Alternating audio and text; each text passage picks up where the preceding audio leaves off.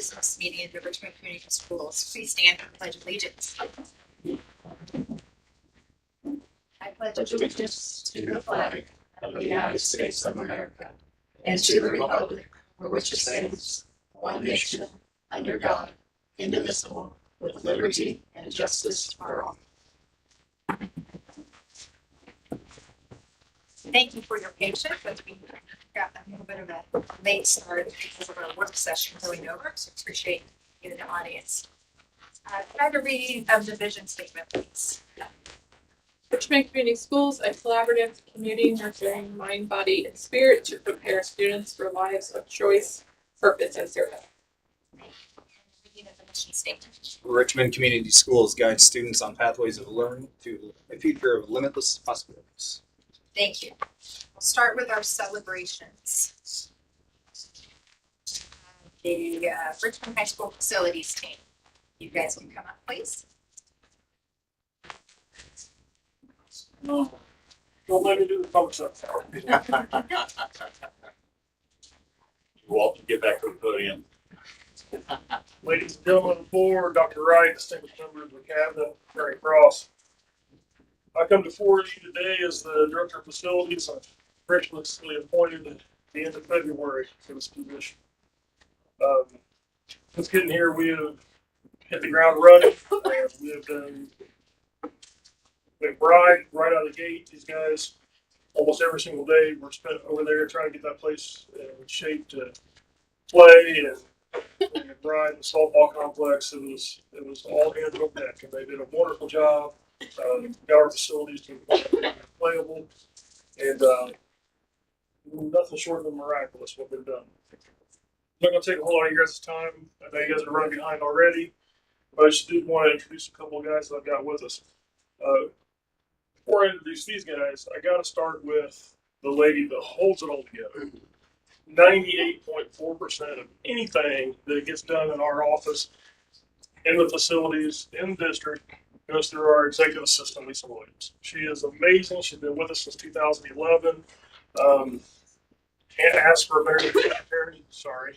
But she is amazing. Next was our Director of Operations, Karen Scout. She's been with us since 2010. In this role since 2023 as the Director of Operations. You guys know me. And then second, we are blessed to have a walking encyclopedia with us. John Hamilton is still on board as a consultant. He started here in, I believe, 1986. So he knows where all the bodies are hidden. He retired in 2022, returned in 2023, and his current role is consultant.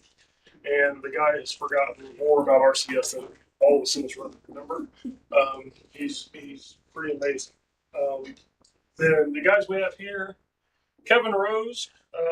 He's one of our general maintenance. He kind of specializes with the engine repairs and mechanical stuff.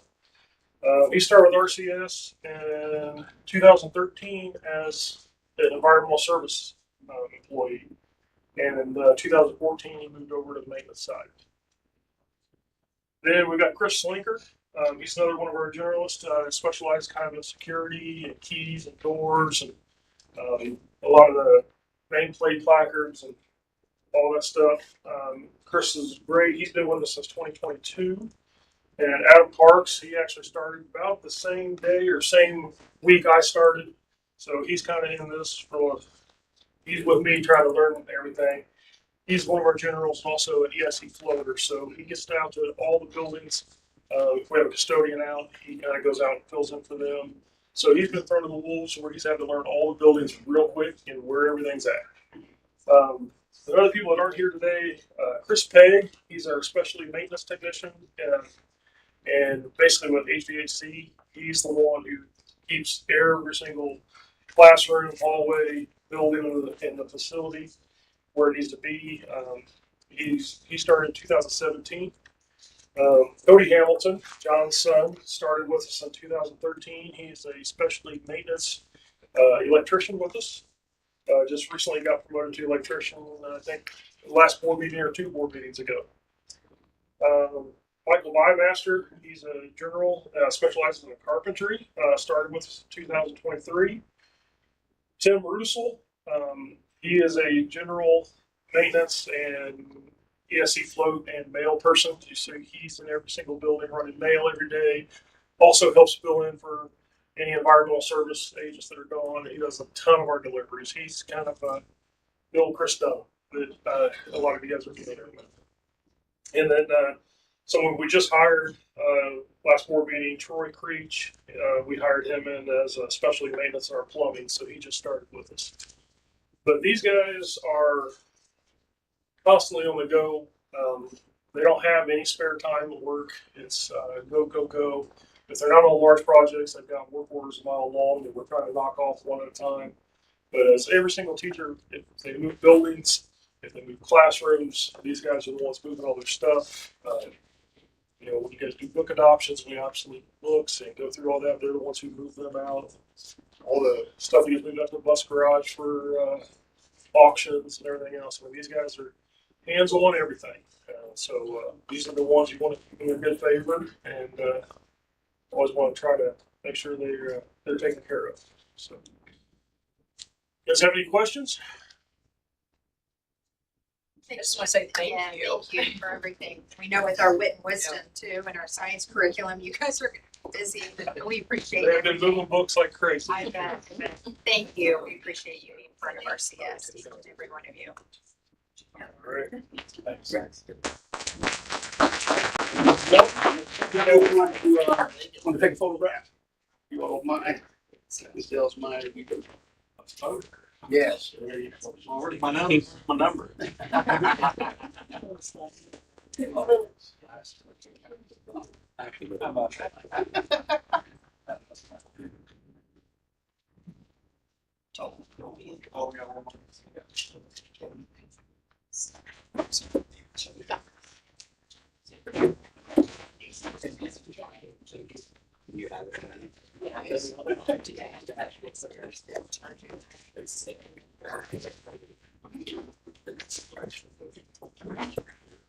Next, we'll move on to our public commentary. Cindy, do you have any minutes? We do. We have 3 people. Great. Thank you.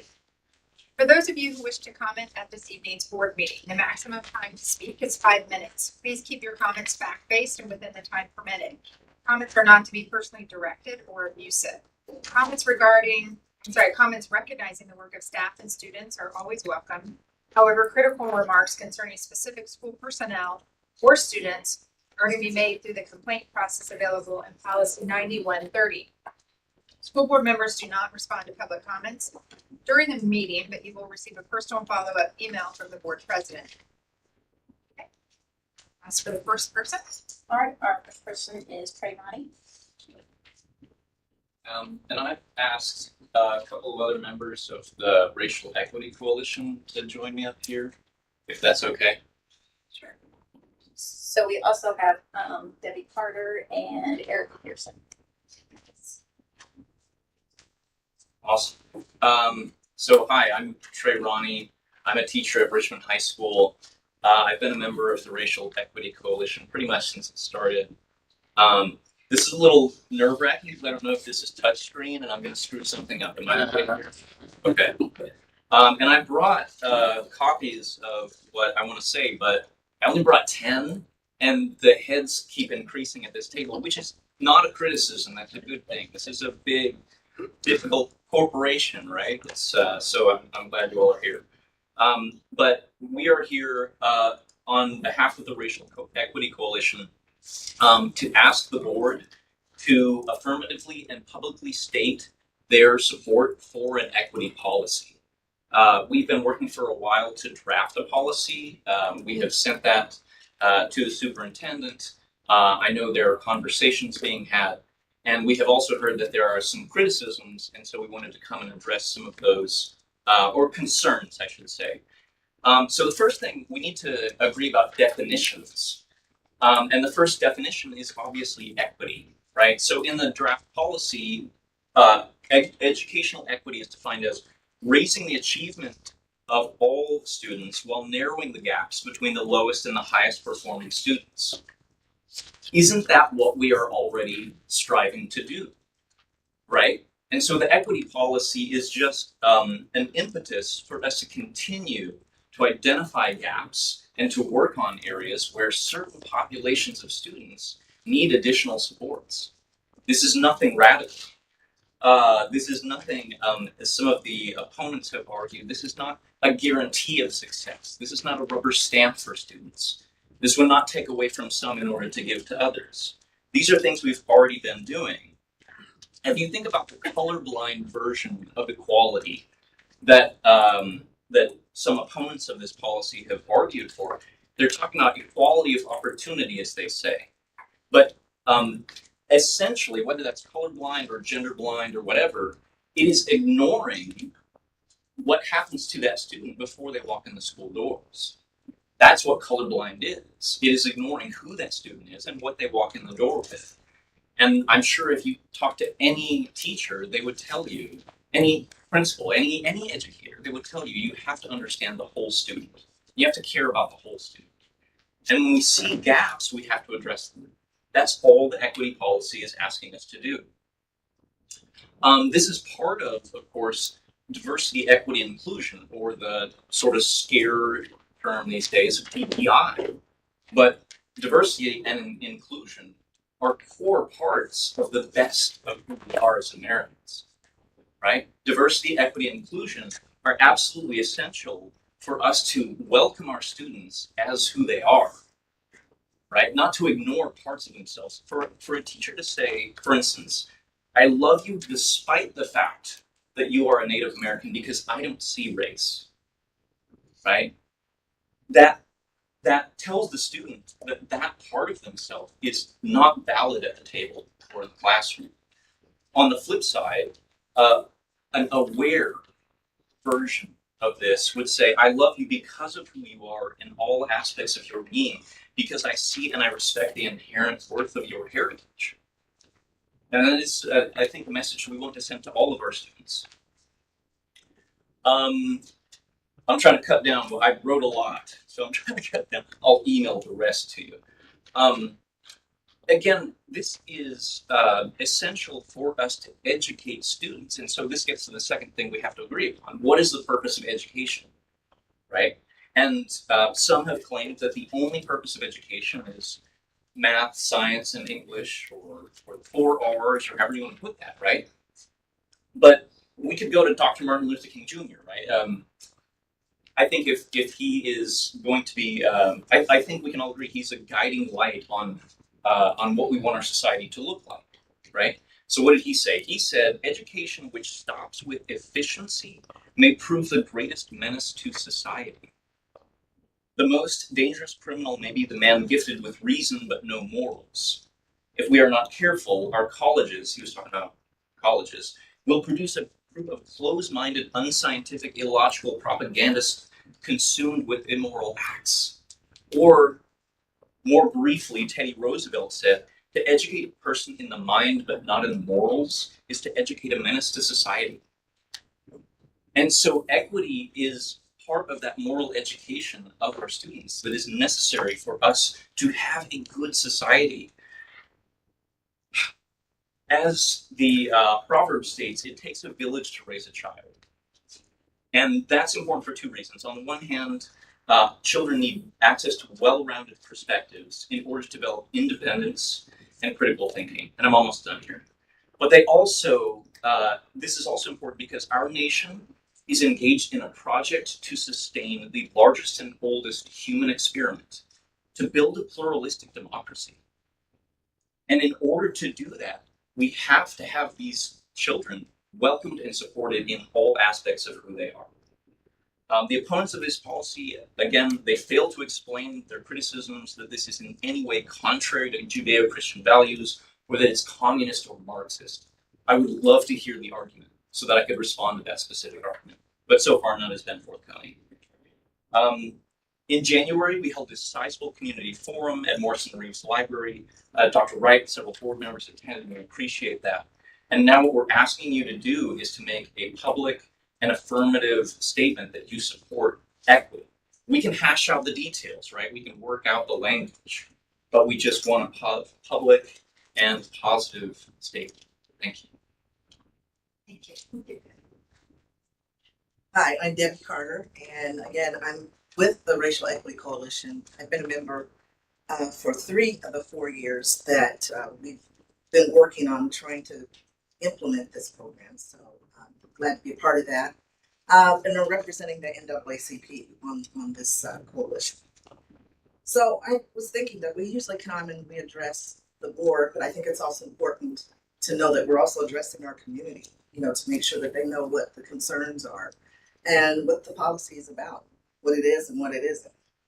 So let me start out by talking about why equity in education is important. And that goes along with, and that does affect that. That screen vector. What that means as far as the policy goes.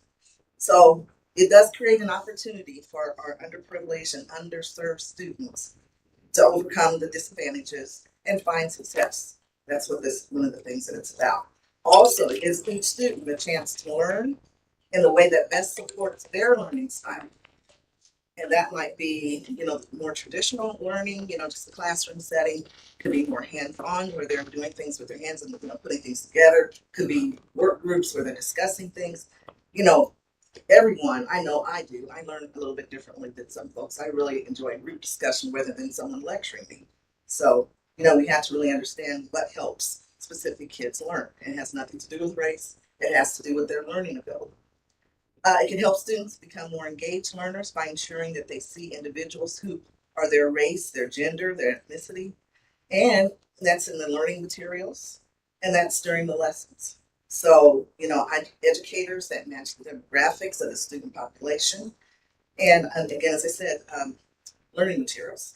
It can increase students' access to resources that can bolster their education. Looking for abilities to strengthen the connection between our students' families and their teacher and nurture a more enriching educational environment at home. And I'm talking about increasing the communication and workability between both the education staff, the board, and the parents so that they're all involved in putting the best programs together. It can guide students to success in their educational careers, their work life, and beyond. And I think it's important for us all to realize that we're building our community here. The school starting from elementary on up. We're building our workforce, we're building our communities, so our neighborhoods and that type of thing. And if we have individuals that aren't up to par as far as their education abilities, or you have someone that dropped out of school and the only way that means that they feel like they have to support themselves is to go and rob you, go break into your home. That affects us all, not just the student. Let's see, it closes the opportunity and achievement gaps by placing students on equal footing. So again, as Trey was saying, we're looking at closing that educational gap, improving the results of our students who are lower performing, and in some cases, even improving the higher performers. But we want to improve that gap. We want to see results like, actual hands-on results, numbers, data that says that we're doing better on the iLearn, that we're doing better on the iRead, that, we see higher graduation rates, but, looking for actual numbers. Okay, so that's why education is important. And then I was reading through some literature, and there were a couple of educators. One was Bradley Scott, who was with the Intercultural Development Research Association. He was with them back in 2015. And he said that we should not kid ourselves. Excellence in education does require equity. And why is that? Okay, quoting him, let us admit that in order for schools to be called excellent, exemplary, blue ribbon, or models, they must work for all kinds of diverse learners. They must be producing high student outcomes for all learners, regardless of race, gender, national origin, linguistic status, economic status. And that's what we're looking for. It's not just a race-based policy. It's for all of those folks. After all, good schools have always worked for some students. The real issue is making schools work for all students. That's what we're about. And then I'd like to also speak about a quote from Sean Harper. who is a professor at the University of Southern California and founder and executive director of the Race and Ethnicity Center there at the University of Southern California. And he said there's many misconceptions about DEI. It wasn't, as some critics have claimed, created to exclude white people, white students. That's not what it's about. Harper said many schools with equity policies offer training 3 minutes. that teaches educators and students how to unlearn stereotypes against certain groups, respect each other's differences, and how not to overlook people because of personal bias. Equity is not at all divisive. That's what we really want to help the board understand and get in agreement with that, and also our community, especially those who are in opposition. We're not here to divide. We're not here to take something away from someone who's deserving and giving it to someone else. It's about increasing better results for all of our students. Hi, I'm Erica Pearson. I'm a retired teacher. I retired 4 years ago from teaching elementary school. And I don't have a lot to say today, but I want to say that I listened carefully to the people who spoke against an equity policy at the last board meeting. And I heard their concern for children and for families. They want to make sure that nobody is shamed or blamed. And we have the same feelings about that. We don't want anybody to feel criticized or put down by trying to raise everybody up.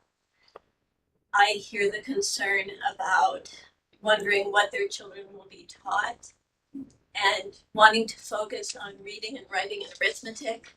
And of course, those are core parts of our goal as educators.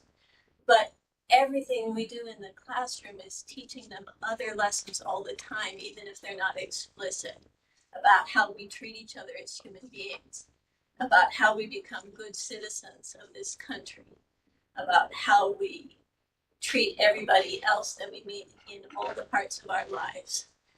So I just want to reassure them that the people in our coalition also have a deep emotional and spiritual connection to these questions and these problems in our society. And we would love to talk more with them and to reassure them about anything that they might be afraid of in thinking about adopting an equity policy for the good of all of our children. Thank you. Thank you.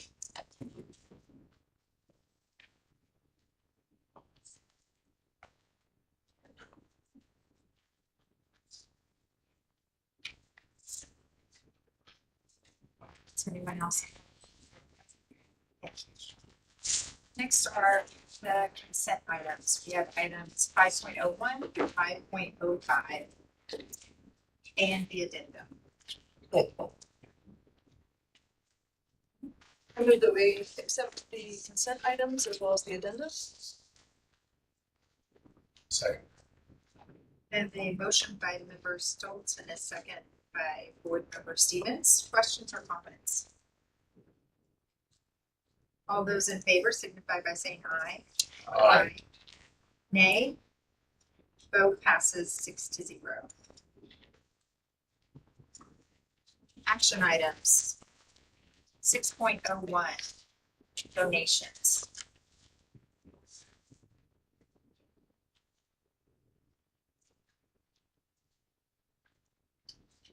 I move to approve system donations as presented. Second. Have a motion by member Stevens, a second by member Brand. Questions or comments? What I'm seeing in here, the numbers don't add up. So I just didn't know what That'd be a typo. the problem was. I probably took it. Is it a typo? Yes. Okay. Okay.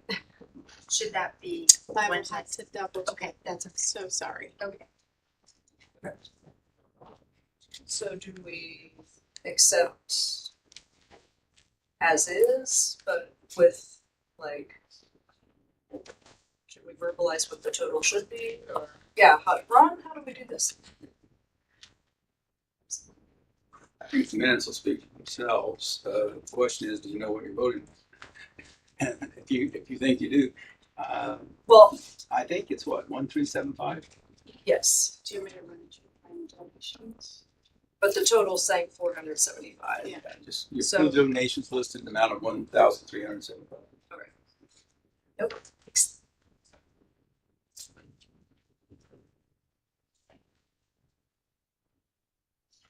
So I guess I needed amended. Probably amended, yeah. Is that you, Aaron? Or you just make the motion that we approve donations in the tune, $1,375.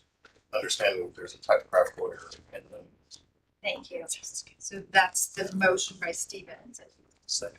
Brand seconds that. Any other questions or comments? Thank you. Yeah. Thank you to Van Vliet and to Reed Health for their donations. All those in favor signify by saying aye. Aye. Nay. Vote passes 6-0. Next is 6.0219 biennial financial report.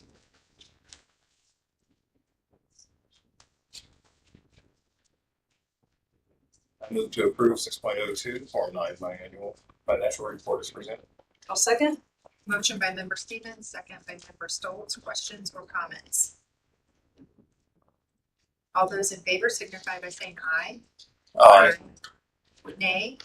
Vote passes 6-0. 6.03, the cash tuition rates for out-of-state students. Have a chance to look at those presented here. I move that we approve the cash tuition rates for out-of-state students. Second. I have a motion by member Stoltz and a second by member Pickering. Questions or comments? I had a quick question because I realized my email didn't send. I just didn't know how many, out of state or international students we generally have a year, or no. In past practice, Mr. Scalp, I apologize. I know that as you were serving in that role, the question is how many out-of-state students have we had in the past or traditionally? And Mrs. Swaff, I know that currently serving in that role for your first year, we'll be able to answer that, Mr. Scalp. So on occasion, we will have one or two from the National Trail Eaton area. It has been some time since we've had that. For the most part, we have seen more international students than we have seen Ohio students. One note, this did change last year when they changed the funding formula. The cash tuition calculation changed because we had more per student revenue than what the cash tuition calculation by statute was. So we follow whatever the student foundation, the basic grant per child amount is, matches the tuition rate. So out-of-state students pay what we receive in revenue for in-state students so that we can keep that equitable. In past years, it was over $10,000 with the calculation. The only thing that could change that is special services, which at that point you would have to decide, and we have not done that yet. But we haven't had an out-of-state student for a number of years at this point. Thank you. Ms. Scalf, I just want to clarify for the public. What we're voting on is actually what we also have for the 23-24 school year. It should be just a little different. I think last year it was just a little different. The change came during this past school year. Oh, I'm sorry. The calculation change? Yes, ma'am. Yes, last year was the first year that we did that. So Or I'm sorry, these year before last. These numbers, I beg your pardon, are what is what we also had last school year. No, they're updated each year with the foundation amount Okay. in the basic grant. So Okay. each July 30, the Department of Education releases the per student funding, and this is amended each year so that you can approve just this year's fees. All right. With whatever that is. Just want to clarify. Yeah. Thank you. Any other questions or comments? All those in favor signify by saying aye. Aye. All those opposed, nay. Passes 6-0. Next, under action items, item 6.04, the RHS HVAC bid award. And I think there may be a slight amendment to what's presented. Yes, so thank you so much. We have had an interesting few days in the post-bid meetings. it has come to light that some of the equipment has some lead time issues. And so we are going to make an amendment to this recommendation with it being provisional to the equipment delivery date. So the amendment is going to read, and I have sent it to Ms. Elsmeyer for amendment in the minutes, but it will read that the RCS Board of School Trustees provisionally award the bid for the RHS HVAC in the radio TV area to Thorpe Construction Company, subject to documentation from the manufacturer for equipment delivery not later than 12 to 13 weeks from August 1st of 2024. This is simply to keep us in guidelines with ESSER 3 deadlines and meeting things that we have to meet both from the work perspective of that grant as well as the financial requirements of that grant. So this will keep us in alignment with that. As soon as we have that documentation, we'll proceed with the contract, which should come to you at the next board meeting. Thank you. So we need a motion for this award with the amendment. So I move that we approve the RHS HVAC bid award with the amendment. Second. I have a motion by member Stoltz, a second by member Stevens. Questions or comments? All those in favor signify by saying aye. Aye. Nay. Vote passes 6-0. 6.05, the YMCA latchkey agreement as presented. Madam President, I move to approve 6.05 YMCA latchkey agreement as presented. I'll second. I have a motion by member Stevens, a second by member Stoltz. Questions or comments? My comment would be I like the agreement and I wish we could get an agreement for before school there too. I think that's our activities, or that would be, I think, very helpful for families. Something to think about. Yeah, no, is that something that could be offered? I agree too. I think it would be so helpful. Yes. But is that an option? It's just not an option, so we can't do it, or is it not an option? We've never talked about it, I guess is the question. Just to briefly contribute to the discussion, I know that in a meeting recently, and like 2 years ago, with a local Boys and Girls Club leadership there, such conversations were hashed. I know that with our local YMCA, what they are providing the services and doing great. I know that we are well aware personnel sometimes comes to push as a challenge. Know that we have paraprofessionals on the RCS side that would like to continue to flesh out some ideas with our local partners, MCA, Boys and Girls Club. It is something that we have conversed and discussed about. Just need time to put together. There's some logistical challenges and nightmares, but it was there to be. Any other questions or comments? All those in favor signify by saying aye. Aye. Opposed, nay. Vote passes 6-0. Next, action item 6.06, policy 3220.01, and teacher appreciation grant annual approval.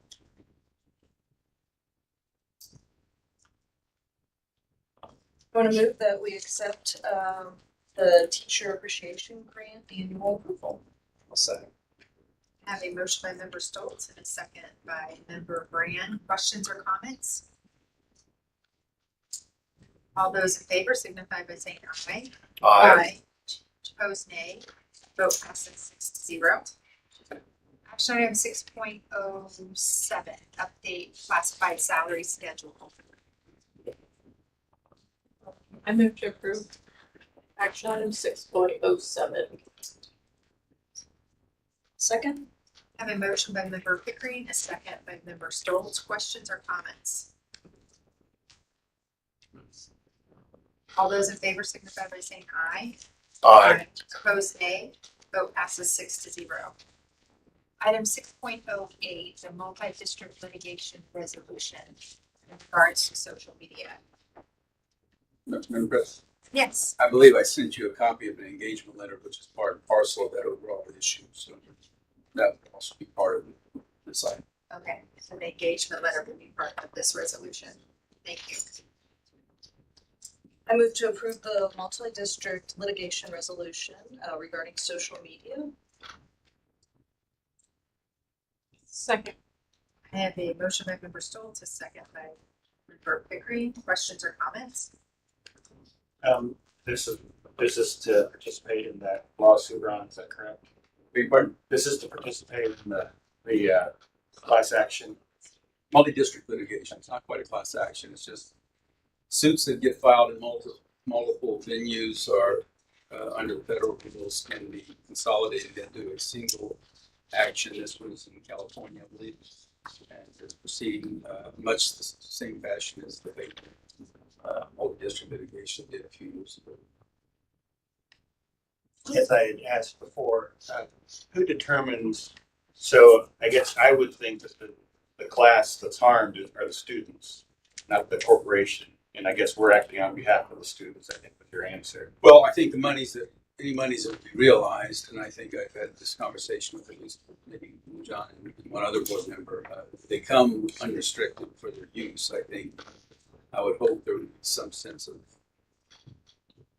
moral obligation, if you will. We see that the purpose for which the litigation was commenced, and if it settles with some type of resolution, whereby there is a recovery, that those monies have a nexus, if you will, to the underlying theory of litigation, which I think we do agree with quite easily with the challenges that some of our students are facing with mental health issues.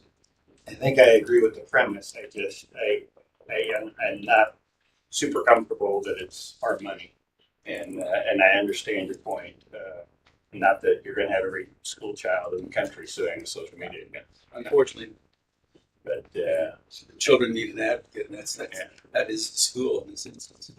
Well, I hope that's truly the case. I don't know. I don't know that the schools is. I don't know.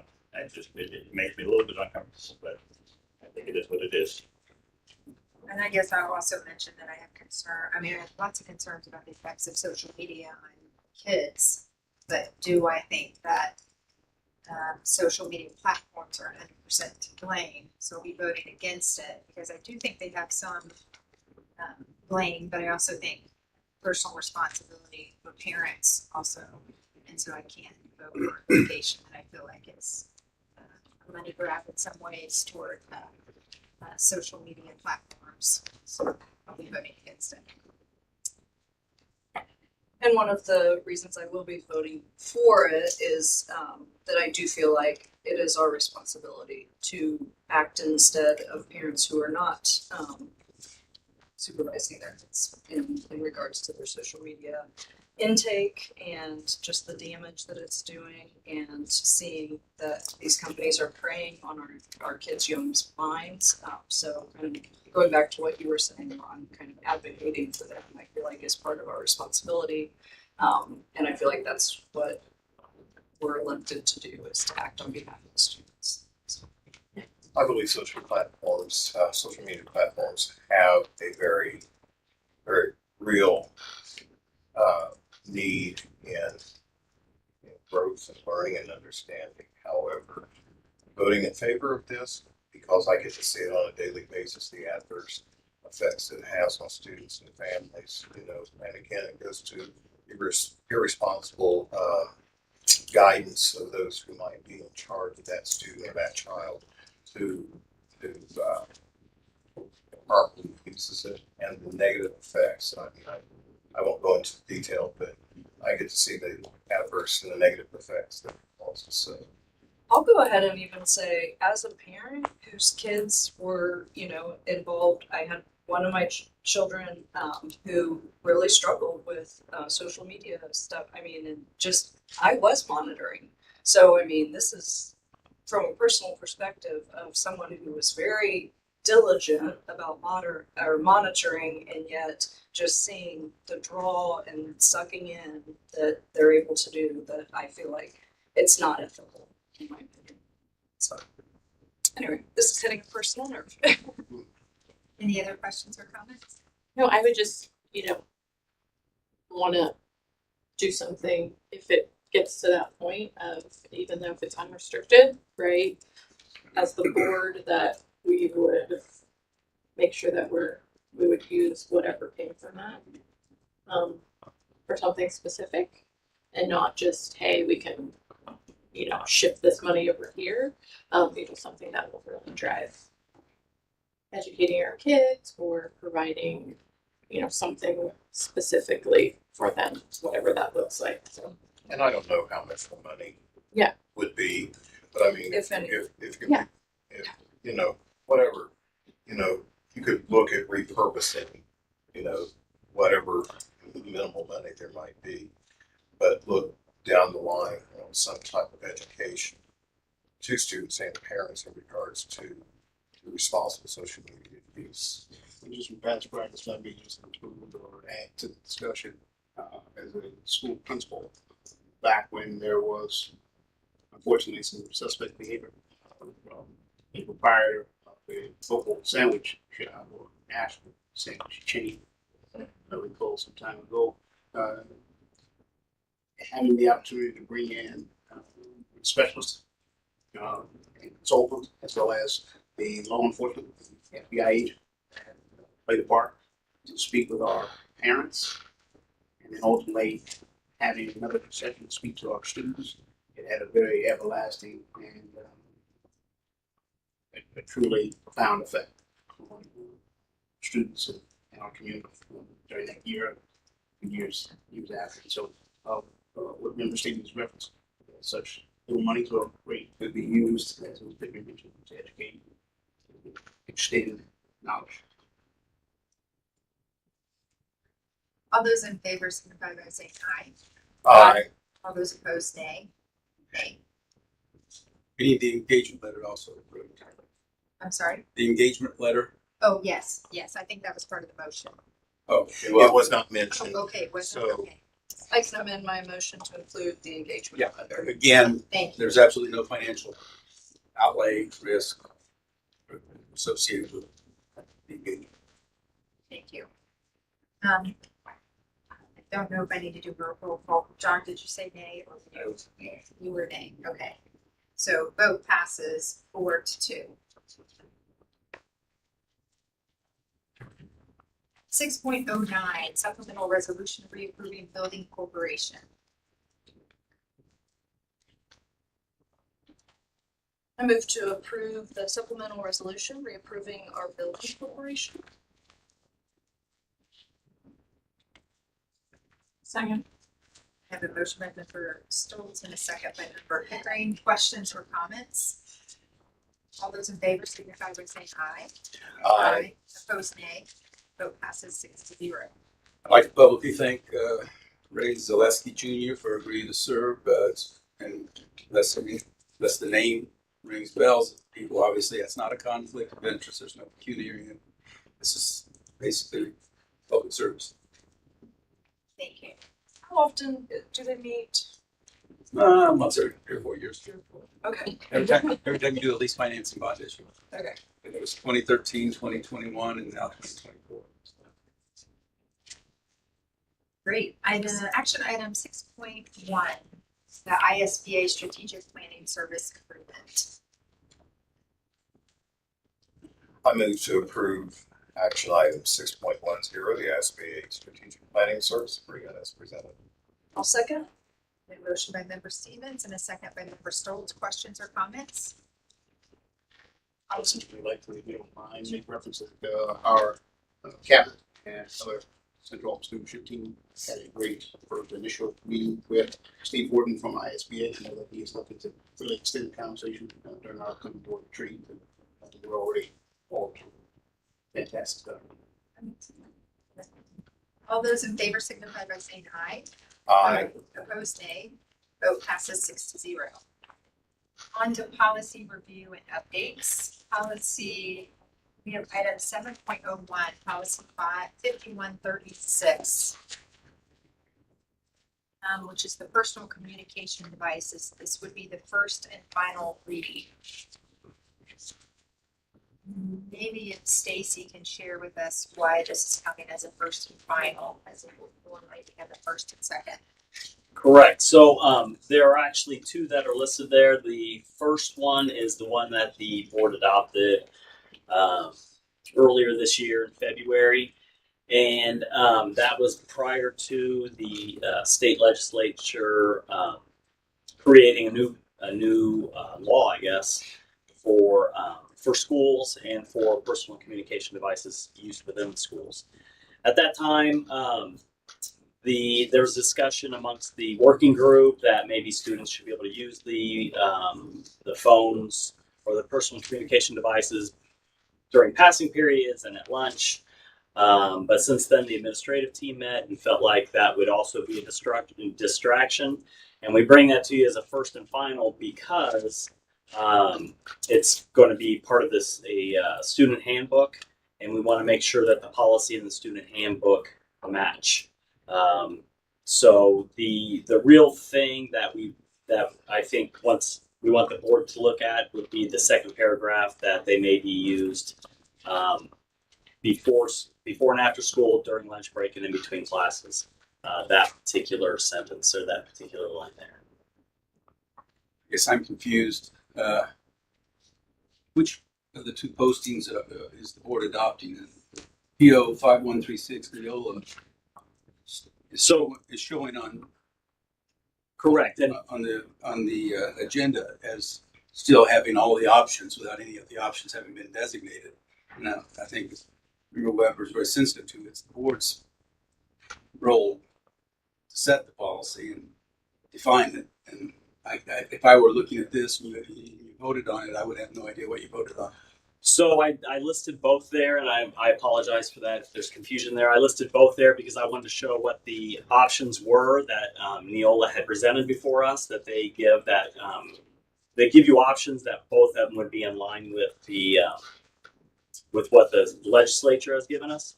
The first one is what we voted on before, and then the second one gives us the options. So I leave it up to the board, I guess, to decide if they want to amend the one that we already have, or if they want to go through and it's probably pretty time consuming to look at the second one. But it sounds like the admin team met and they had a clear direction they wanted to head in. Correct. So which one reflects their? The one that reflects the admin team would probably be the first one. If they made if the board just agreed to an amendment to take out that the devices could be used during lunch and in between classes. I don't know why we would do that. I mean, we're going to take them away and it's a total ban. I mean, society, I mean, it's shocking to me that the administration recommended it. Maybe, can you talk to that for a minute, Dr. Wright? Or the conversations that occurred and what? No doubt about it. As Mr. Mott's reference was what was passed in February.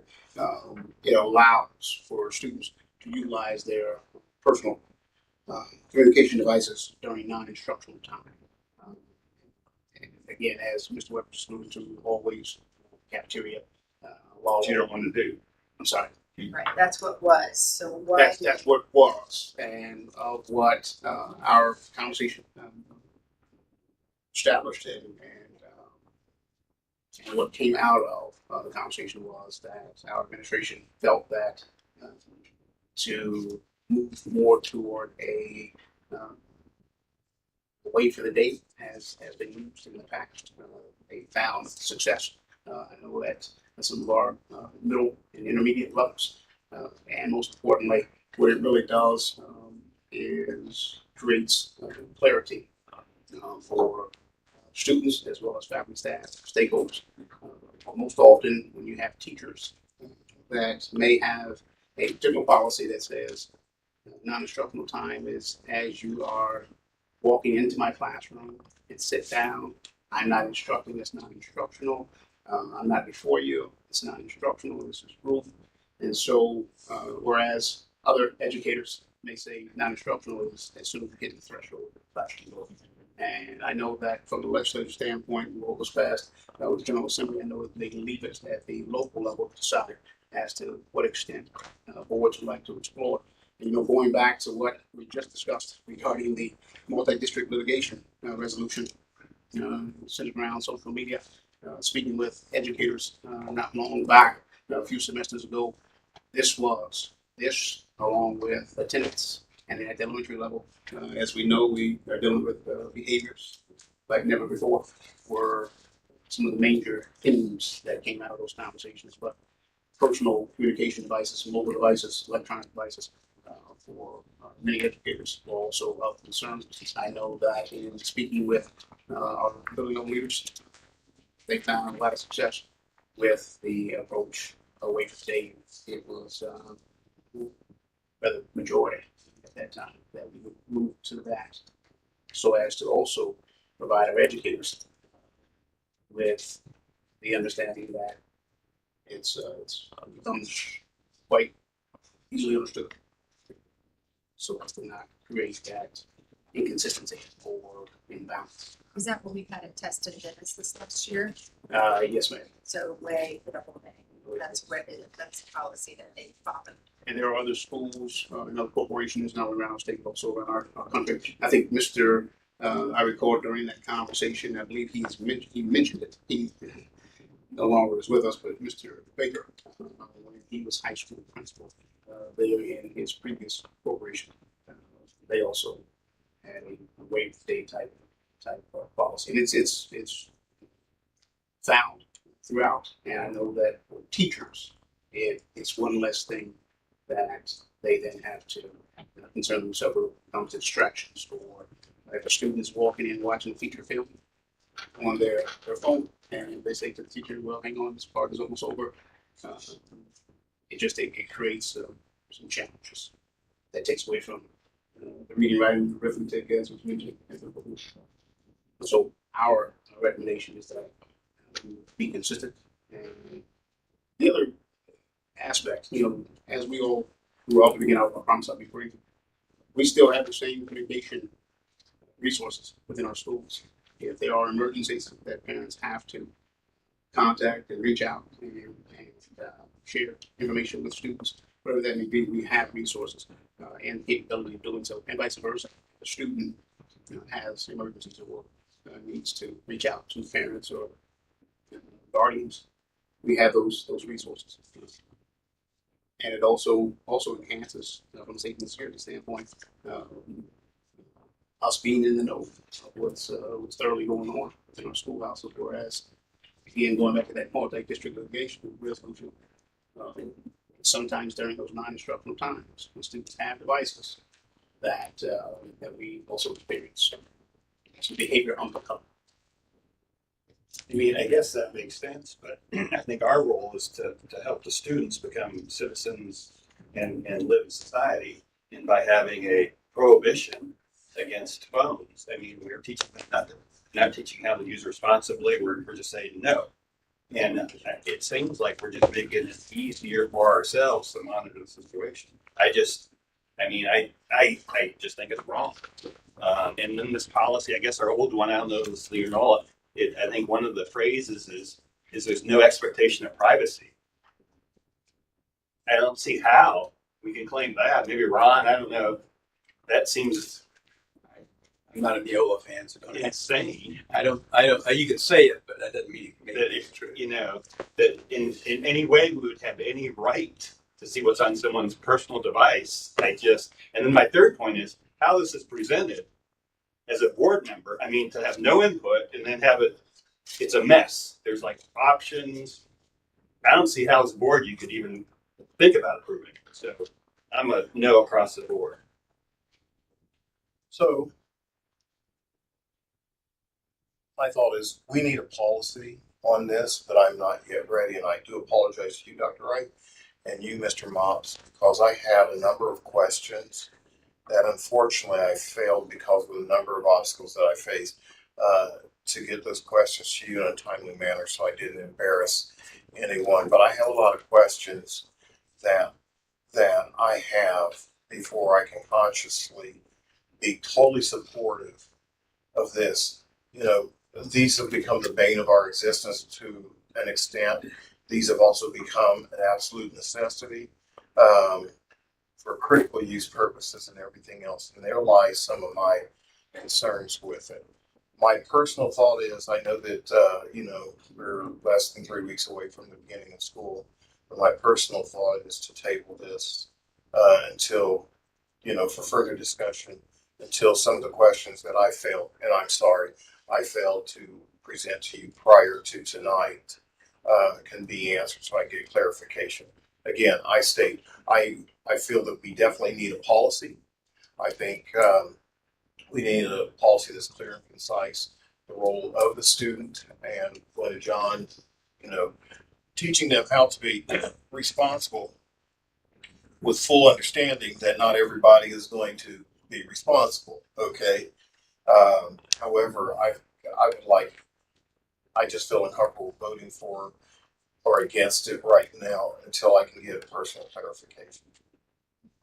I would like to move forward because I hear what you're saying, and I respect that, but I would like to make a motion to move forward on this. I'd like to make a motion to approve policy 5136, personal communication devices, with the removal of the second paragraph. As Stacy was saying, that was supported by the admin team. Our next board meeting is not till after school starts. So that's the reason. That's what I think I referenced. We've got to. We're in this situation all the time. It's not our, so be it. It's late, it's late. And then in regards to what your first point was, John, as a former educator, I know that when I'm competing against a personal device, I'm not educating well. And I feel like it is our duty to make sure that we are removing obstacles for our kids to be able to get the best education. And if we are having them compete with PCD, so to speak, then we're not able to do that. So like I said, I would like to make a motion that we do remove that second paragraph and then move forward on this policy. So I don't even know what policy you're referring to. I There are had two stated listed. policy 5136, the personal communication devices. The one that has the Neol at the title. From what? No, not the Neola. Sorry, it's the first one. It says Richmond Community Schools at the top, and then with the amendment that was recommended and supported by the administration team, which is removal of the second paragraph. I will state this, that whether pass or fail, I'm still going to be bringing my concerns to you because I may vote in favor of it, but I also understand that, like any other policy, we can look at this again in a few weeks and make amendments to the policy, make revisions as necessary. Yep. But I do believe we need a policy. I just have a lot of questions that I still. And actually, Aaron, to that point, something that we talked about in the exec committee, I don't know if it was reflected on the minutes or not, was something that John, you brought up just recently. We would like to get back to where we're looking at least 2 to 3 policies every single board meeting, because we've gotten away from that a little bit. And so even if we decide, okay, let's do a deeper dive into this, I feel like that at least gives our administrative team a leg to stand on as far as policy wise to start off the year. Kim said we're ready to start meeting again. Okay. Well, I have a job that I have to go to and not work from home. Who's driving the bus? Can I just want to have one clarifying question. So by removing that second paragraph, so that is saying like full ban, right? I'm in full support of the teachers, right? I don't want them to have to dictate in class or even really passing periods. I guess my thing is the lunch break. Having a high schooler, I just start to think of when you say like don't do something, right? Their lunch break is their sort of free time. So, I'm kind of torn. It makes me uncomfortable a little bit of totally banning. Part of that's personal. I couldn't find my phone. I had to drive across town, and I didn't even know what I was going to do with myself because my phone wasn't in my car. So we want to teach them to be responsible. I want to support the teachers. I don't like that little piece about not letting them have phones during their lunch break. But you know, I'm also hopeful that if they're putting them away, it breaks them of the habit. And then if they do have that downtime, that's, like I said, non-instructional time, not in the classroom, not even the passing period to slow them down. But that is the piece that just kind of worries me with I don't want to say backlash, but that's not really an answer to anything. It's just my thoughts. But I also, let me say this. I would fully be willing to, if we have to meet again before school starts, like once we have time to maybe think about this just a little more to get it approved. I mean, but also, like John's point, I don't want to have to try to, push this through because school's about to start. Because I do think we need it in before school starts. But that's just my. I would contribute just to what Ms. Pickering has referenced. The school principal, speaking of administration, speaking of teachers. At times during those non-instructional time or points throughout the day, such as the cafeteria experience, what has been experienced is that students will at times dialogue via personal communication device text. Let's meet up in the restroom to engage in unbecoming behavior, whether it be physical or otherwise, as well as students being exposed to particular content that then emotionally may they move them so that when they're transitioning back into the classroom, now it's also something that educators have to compete with based upon what was just discovered and realized. And the younger the generation, younger student, more challenging it becomes, which is why there's in this middle phase right now. It needs to be very simple. Students making adjustments. Most in those high schools that are taking such a practice, students making the adjustments. No, I hear you loud and clear because you want, as you remember, Weber referenced, you want, that's part of our teaching learning process, is to help them facilitate their growth and help them evolve into responsible citizens. But what we've experienced in even the past few semesters, sometimes it's used for all the wrong things. I wanted to clarify your motion. You're saying remove the entire second paragraph, but if we want to keep in, we would want to keep in that they can use their personal communication devices before and after school. You were suggesting just removing during their lunch break and in between classes. Is that correct? Just those words? Well, Stacy, is that what Is that what the admin team recommendation? wants? I thought the recommendation would be before and after. They can use them before and after school, and then you would you'd strike out from during their lunch break and in between classes. That would be struck out.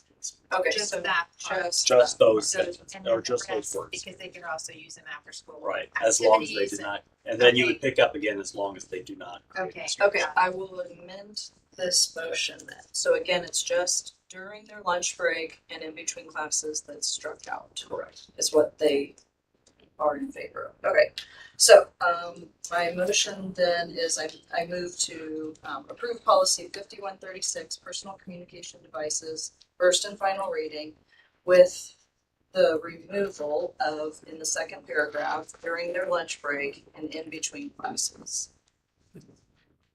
For clarity.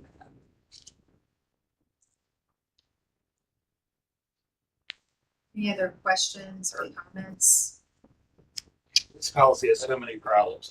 I'm sorry, Austin. Yeah, I can't. I mean, even with the during after school activities, it's got to be completely powered off. I mean, just think that's going way too far, honestly. And I think to the point about texting, potentially during lunch and hey, let's meet up in the bathroom and fight. I mean, we used to just write that on paper back in the day.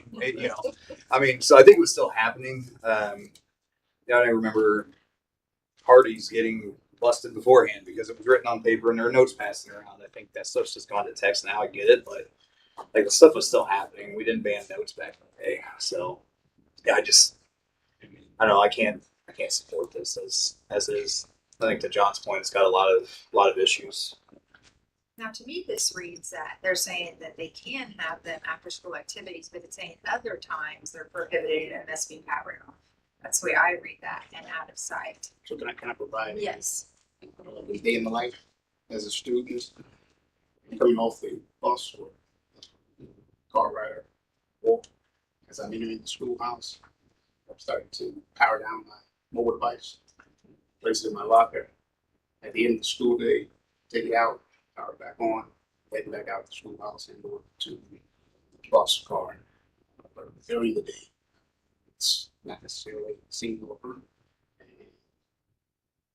That there will be exceptions made for those that rely upon the technology of medical challenges. It also states that under certain circumstances, a student may keep his or her personal communication device on that with prior approval from the building principal. So it gives our principals autonomy to read situations, every situation to read.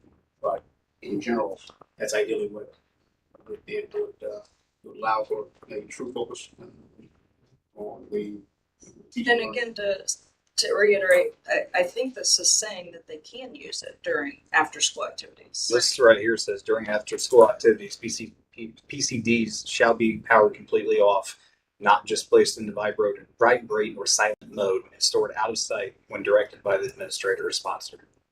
Where's that at? Which paragraph are you on? Are you on the second page? No, it's still the first page. It's 1, 2, 3.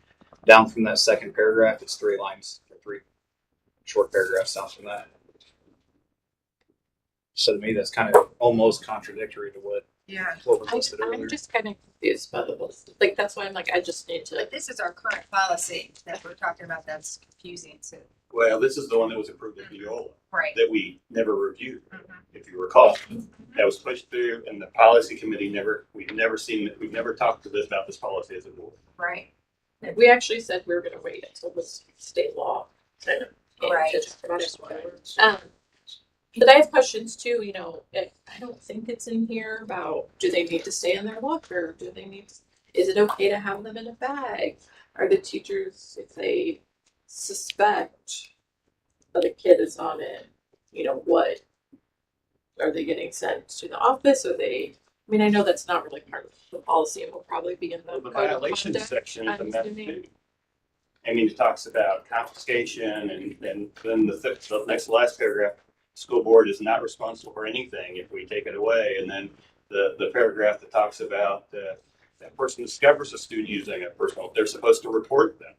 So it's got a snitch clause in it. Who writes this stuff? Mr. Miles. I'm sorry. Forgive me, I apologize just for clarification. Such questions, are those coming from the policy? Current policy. Yes. Current policy. That we said we would review, and I guess we're reviewing. Right.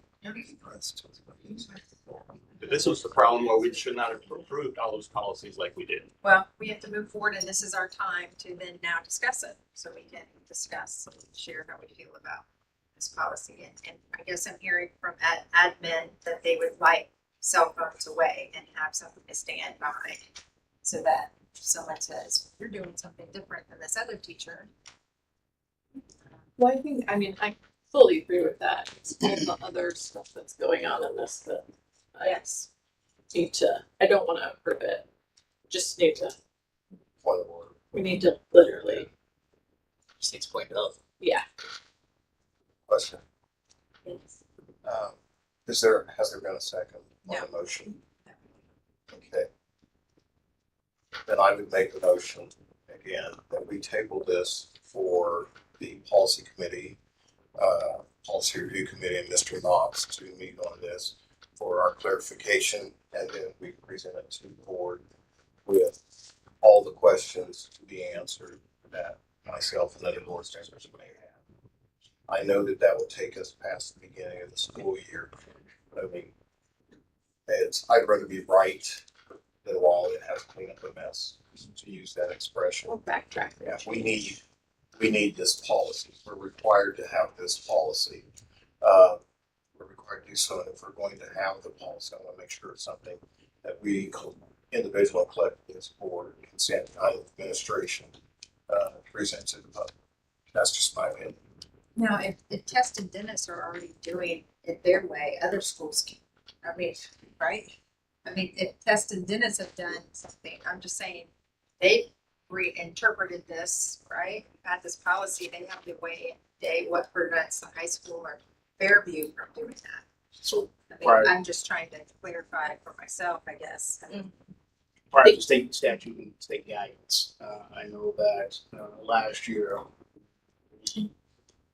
by our on the board administrators, based upon the age level of student, oftentimes the elementary students are not as we know, the elementary students do have communication devices, but this is not as much a challenge at the elementary level as much as it is at the secondary level. And I know that, to your point, decision was made to not allow them to be admitted unless it was before or after school. We found success in that approach. I think that, again, just going back to from a student achievement standpoint, and student performance, and knowing that we all are working to improve upon that lot. I think this is, again, from our administrative standpoint, from many teachers. Again, one less distraction. Takes away from the students. So if we just table it, the existing policy, which we have before us, is what is currently going into practice at the high school. So the only thing that would be different is that during their lunch break and in between classes, which is what they're wanting removed, is still in our policy. But as Kristen is saying, in practice, they could choose to decide that they would rather have it not used during lunch break and in between classes. Is that correct? Well, and interestingly enough, and again, I think I'd love some clarity from Attorney Frost going back to with regard to handbooks, as long as it's within the RCS policy as well as not not inconsistent with federal state law. When it comes to handbooks, such policies can also be arrived upon at our level, at the administrative level. Thus is what we've been doing at the administrative level, is arriving at different decisions as to how it's going to be implemented. So to answer your question, yes, we have permitted our HS students to utilize their PCDs during passing periods and during their lunch experience. At the same time, this upcoming year, we can make the same decision to move forth with the same policy, the same approach that is exercised in this.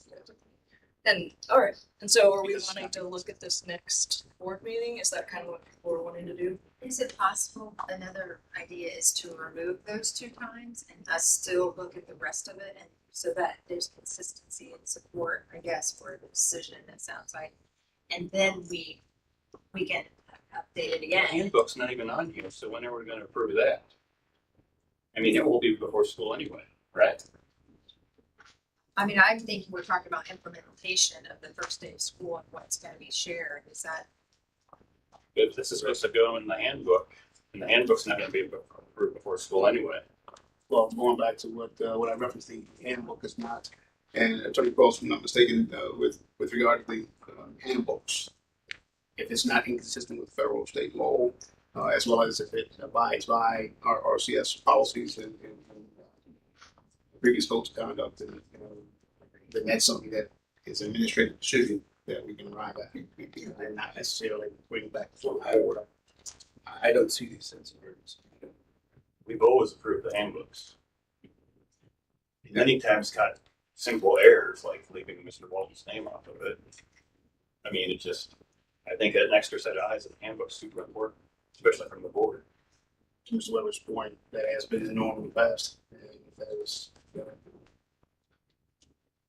I remember correctly from our agenda meeting that was on here, that was something we discussed, that there are certain things that have come before the board that don't need to come before the board. I mean, some things do, I mean. Who decides that? I believe it was, we discussed it during the agenda meeting. So the executive members. Right.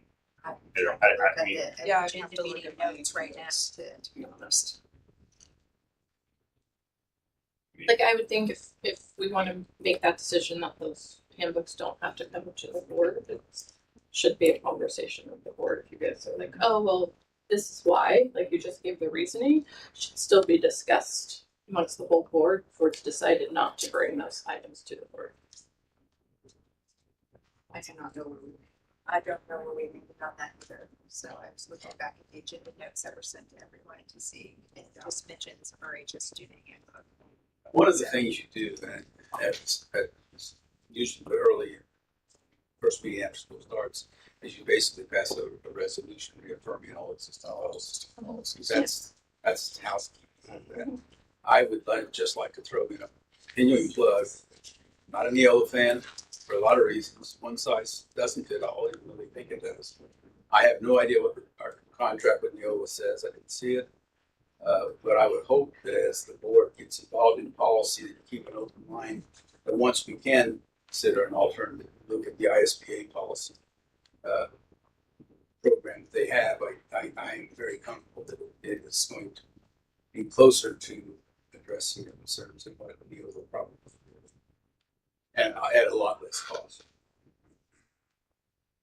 we got all the updates from ISBA this past week. I think several emails from their council.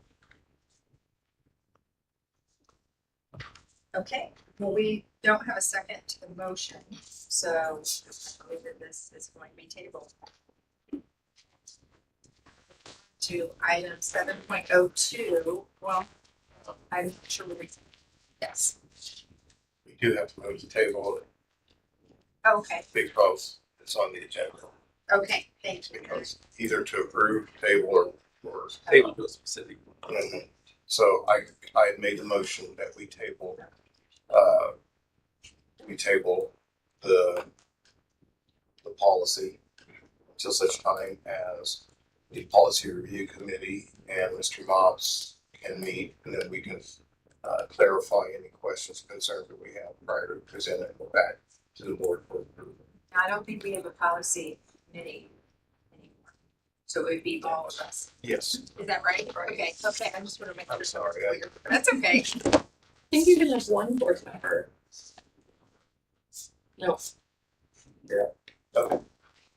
Right, I think that was you can't just have more than one, For the working groups, I think we can always have two. I think that we just wanted to all discuss policies, because I know we all want to be part of policies, so I think I think that this will just have to come to the next. Anyway, I sorry. mean, The next work session, I'm assuming, would be a topic. I'm comfortable with the working group, a working group looking at policy. I mean, I just want the board represented in that discussion. And how it was working, the few weeks it was working, I thought it worked pretty well. It just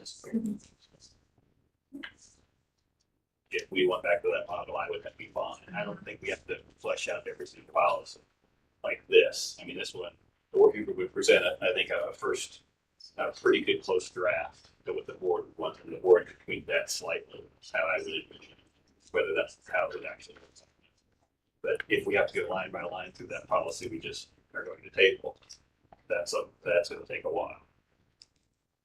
Well, how does everyone else feel about the policy of bringing working groups back?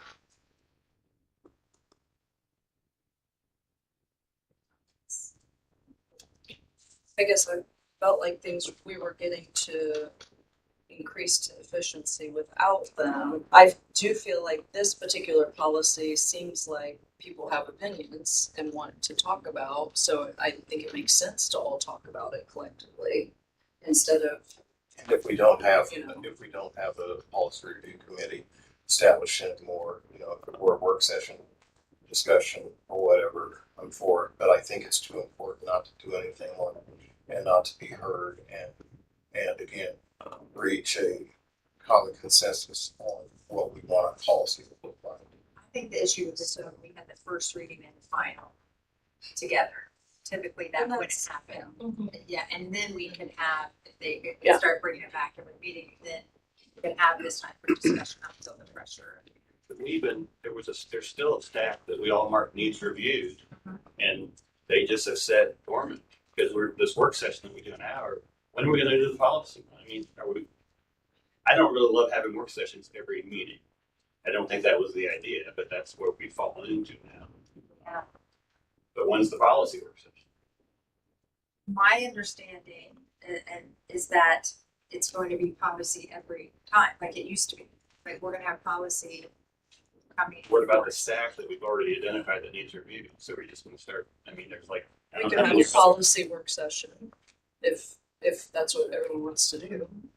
Is that? Yeah, I mean, we can. I know that our areas of things to discuss are mounting for the work session, and it is a limited time. It seems more efficient to have the policy working group step through those policies because many of the questions are simple and then present the board maybe in a work session manner, a more simplified, streamlined approach. Here's our first take at all these policies. We'll have seen the notes. So we'll be informed. To me, we're just going back the circle we did before where we had the spreadsheet of all of our questions, and then it just felt like we weren't all cohesive in discussing it like we're happening now. And if I'm not mistaken, if I can add, I think that was just for my clarification. I believe that's why the board decided to change the format of how we approach work sessions or the board. So the executive board made that decision. No, it wasn't the I don't executive. recall the board. entire board. I don't recall having input in that decision. I mean, when you say the board, I don't think that was me, so. You mean I going guess it's into everybody a work else. session before a business meeting? That. No, pending the working groups. I thought we had to. I thought legally we had to. That's the only reason I said. I mean, we'd have to look back at It don't the year, seem but I like a bad remember us looking at all the spreadsheets and during a meeting and discussing which ones we had to look at next, and we had batches, and then it was a reconfiguration of our meeting as a whole to have work sessions, and the first idea was, let's deal with policy during work sessions, but now we're finding with realignment and other important discussions, and policy is just as important, but there are time constraints, and we can extend the time of our work sessions and make those longer to. Forgive me, I'm a little vague, but I believe that may have been something that was extracted during one of our last board retreats and or one of the executive sessions. It was our last board retreat. Yeah, that the decision was made to reformat how we were going to, because I think as you all are even discussing now, I think the question was just transparency amongst the board.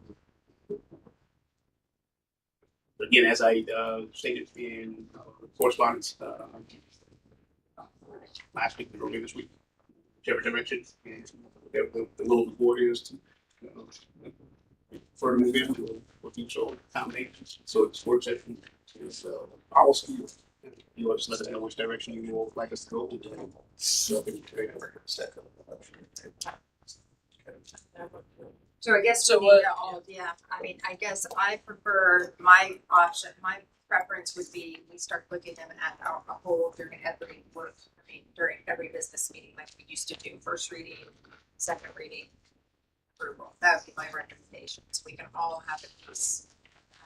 Yeah, I guess I think that's fine in a steady state point, but when we push this through, this board made the promise that we'd get through all these policies. We had all these questions. I said, administrators have to have it. So we didn't review anything. One vote, one and done.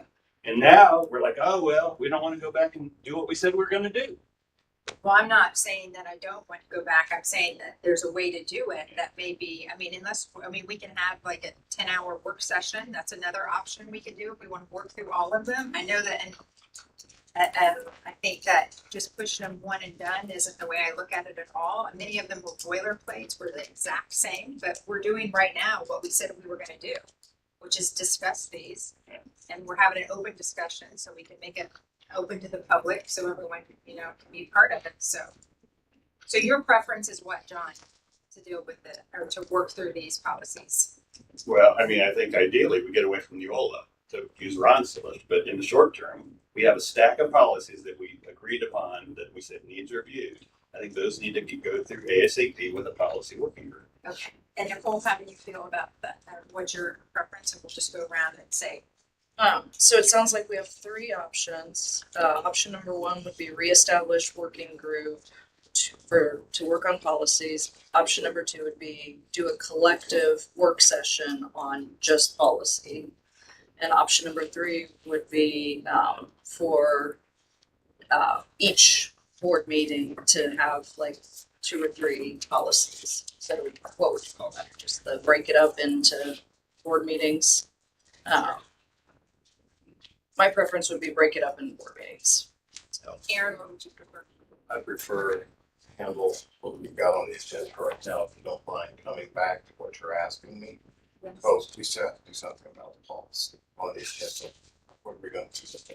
Would you have a motion to table it? Right, So I- there was not a second. That's right. I will second that. Okay, So still seconded. and then we can move on to the discussion of how we want. So we have a motion by member Stevens, a second by member Stoltz to table this discussion. All those in favor signify by saying aye. Opposed, nay. Motion carries 6-0. I tell you, I really love those meetings that I was able to attend, the policy review, because Mr. Mobs, you made them very interesting. The discussion, it was very good. It probably clarified it easier and simpler for me than any time before in my career.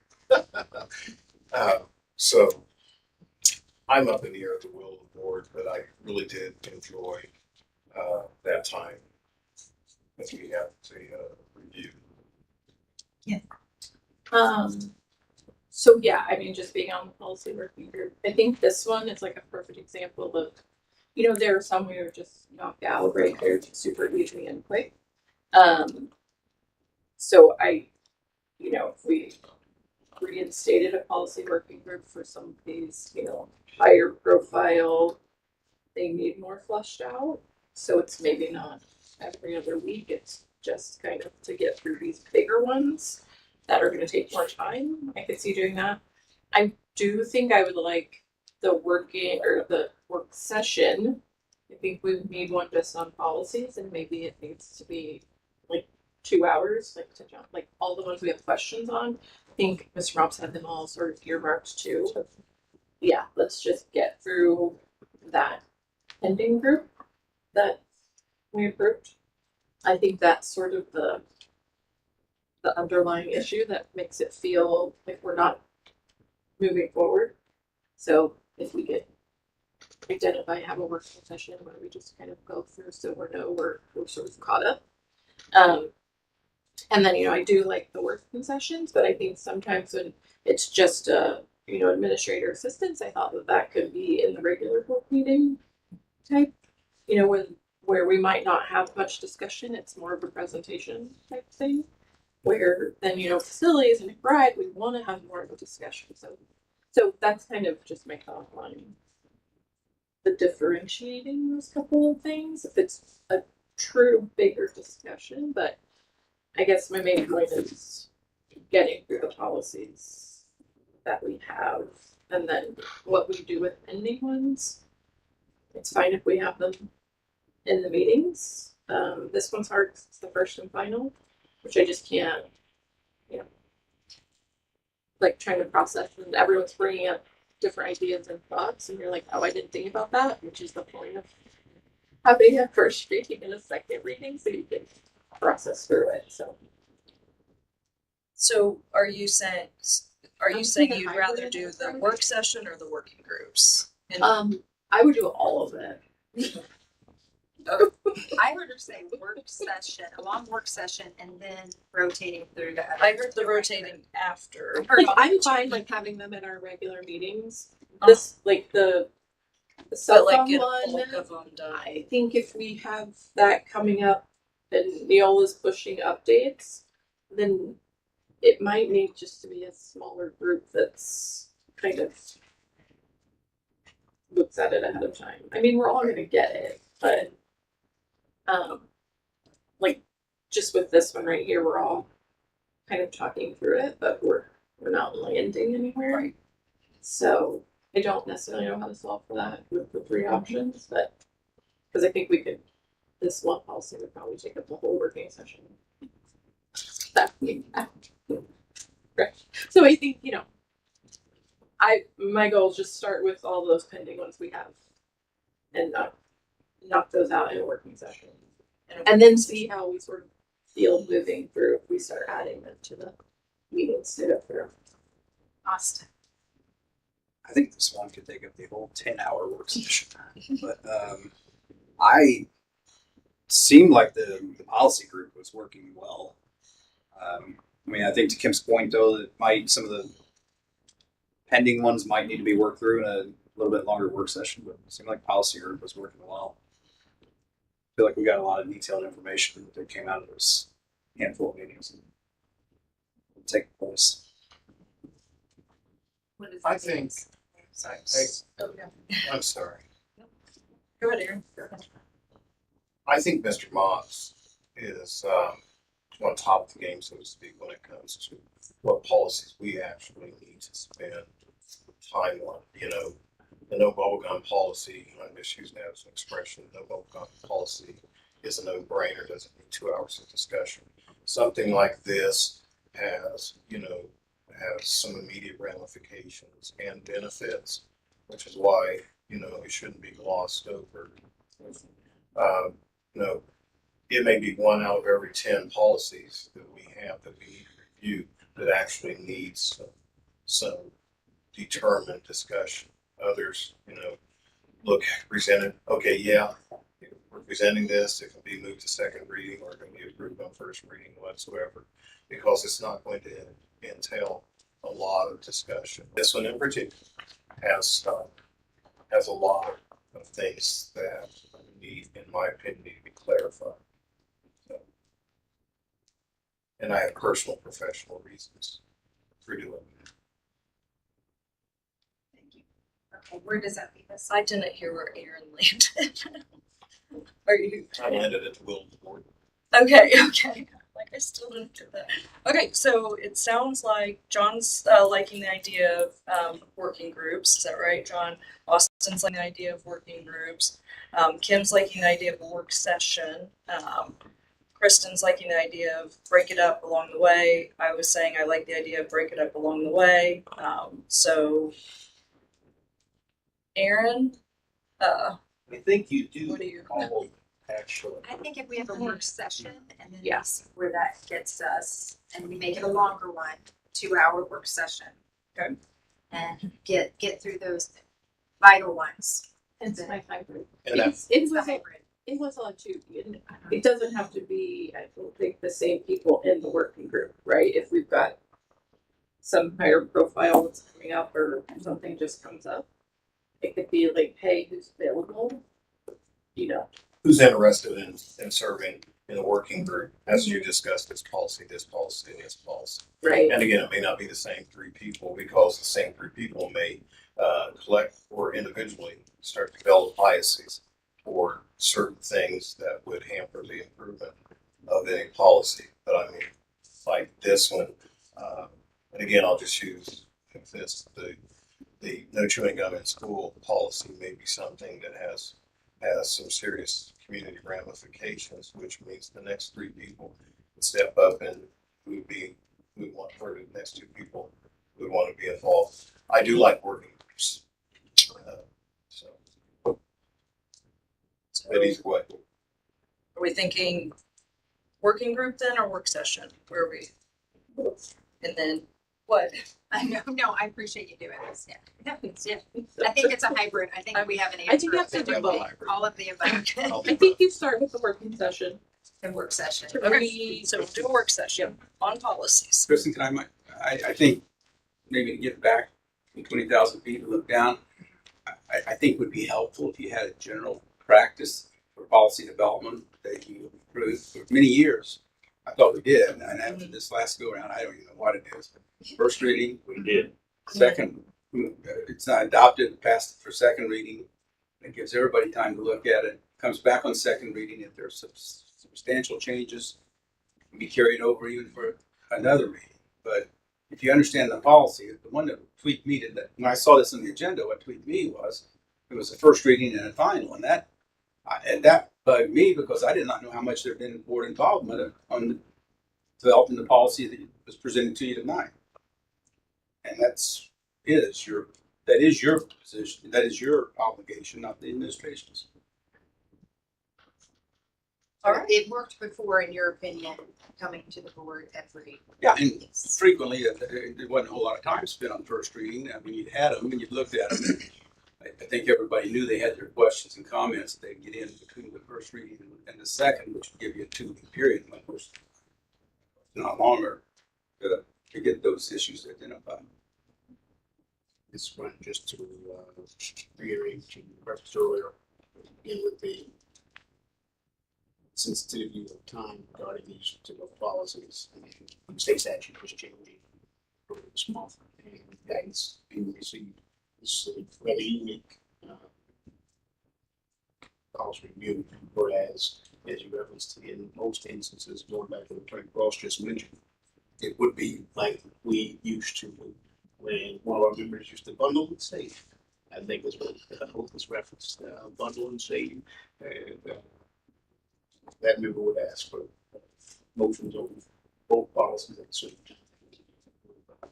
Again, as member proceedings echo, whatever the will of the board is, we'll meet these.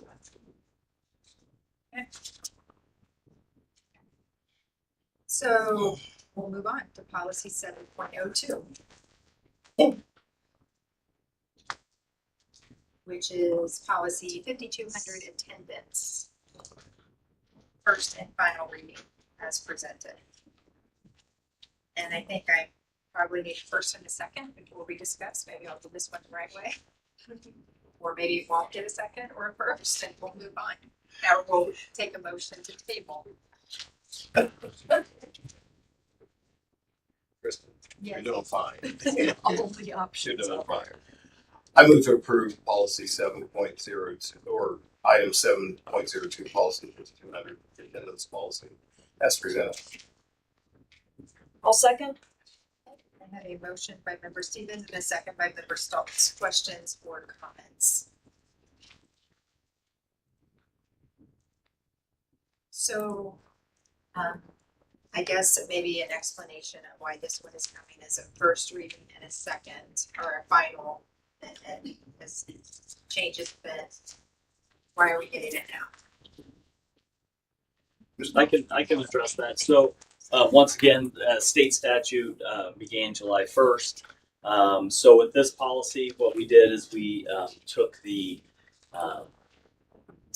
recommendations from Neola, and actually Mr. Pritchard and Miss Markwood and I sat down and kind of made the selections and the choices that we felt were important for our school district and what fits our kids. And there are requirements for contacting parents, for having meetings, and for actually contacting local courts as regarding to kids that aren't coming to school, students that aren't coming to school. So, with the three of us met once again, feeling that it was important to get this prior to the start of the school year, because if you spend any time in schools, you'll know that you won't have a student show up for the first 2 or 3 weeks of school, and that's such a vital time for those kids to be there. So that's why we brought this to you tonight. So just to expand just a tad bit on what Mr. Knox is referencing, there are particular points in which our administrative team has to respond to state statute.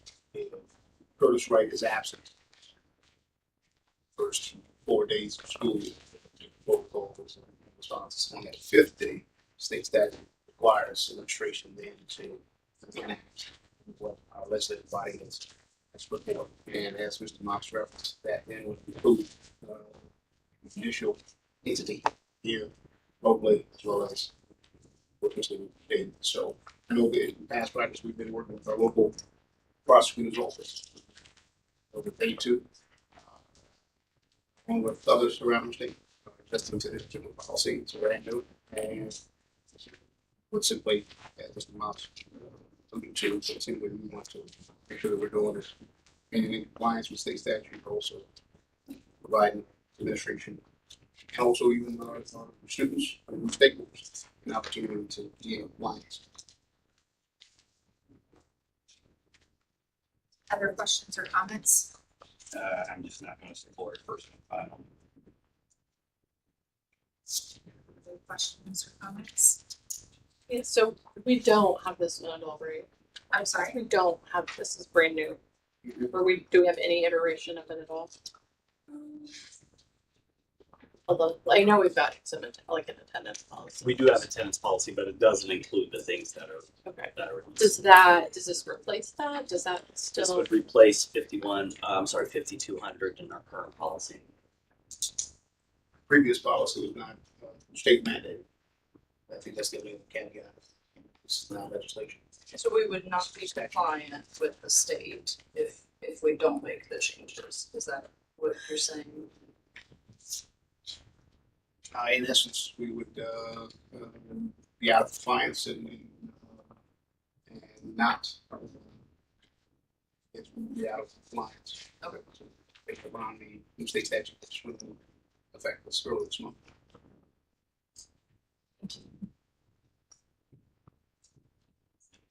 Other questions? All those in favor signify by saying aye. Aye. Opposed, nay. Nay. Motion passes 4-2. Nays for Weber and Pickering.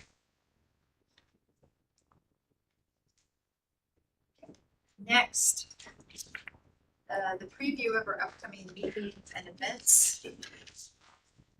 Our next work session will be Wednesday, August 14th at 5:30, and the business meeting today at 6:30. Other exciting upcoming events are the RHS First Day for 9th grade students is August 5th. And the first day for students is August 6th. And that's an early release day, the Tuesday. So it's gonna be important for parents, community to know the first day of school. So an exciting time, school starting here. Next, highlights and discussions. I had a note to mention that board member Weber and Stoltz and I, along with Mrs. Scalp and Mrs. Swapper and Dr. Bright, I'm sorry, I don't remember. Yes, he was there. Yes, I'm sorry. Attended the orientation of governing bodies and government officials that were, it was held at the municipal building that covered property taxes and bonds and circuit breakers and tax credits. So that was a very informative educational meeting for the city elected officials. And I just wanted to say thank you to the city for hosting that event. It was like not only informative, but it was a great chance to connect with other people. And Aaron was there also, like saw him at his place of employment. And so it was just a great opportunity to learn about what we're doing as a community collectively. So. Other discussions? Just probably between now and the next time we meet, state band day will occur, and so. Oh no! Please continue. I'm teasing Mrs. Ellsworth. Okay, No, please continue, sir. I'm done. No. I'm never teasing. Yes, please continue. No, it's Somebody could get your band along. no. Were you going to say something? Yes, Bill. Please do. Any other board discussions or comments? Okay, great. We're ready for our bell ringer. And Mrs. Elsmeyer has the bell ringer for this evening. So our bell ringer for this evening is the Richmond High School Marching Band. Their annual ice cream social is coming up this Sunday, July 28th at Light Field. The music boosters will be selling food. Gates open at 5 o'clock, and their performance begins at 7. It's free admission, but they will take monetary donations. And then, as Member Stevens noted, that the State Fair Band Day is on August the 6th. So we hope that everybody can come out to the ice cream social and hear them ahead of time before and support them before the State Fair. Thank you. Thank you, Ms. Sales Manager, Mr. Jeff. President Bundy, if I may just, Yes. finally, we celebrated at the beginning of our meeting, the operations side of education. We know that there's a lot of magic that our faculty and staff exhibit on a daily basis within our classrooms. We know that the most important people in our classrooms are our teachers. But in order for them to work their magic, I'd be remiss if I didn't highlight and yet again thank not only those in maintenance, environmental services, transportation, food services, all those operational hidden figures that work their magic to allow for everyone else to work theirs. It's just tremendous. And so this is that goal time for everyone as we gear up, as you mentioned, the first day of school. But we're going to be ready. We're going to be ready to receive our students. Family, staff, stakeholders. Thank you. Meeting adjourned. Appreciate it.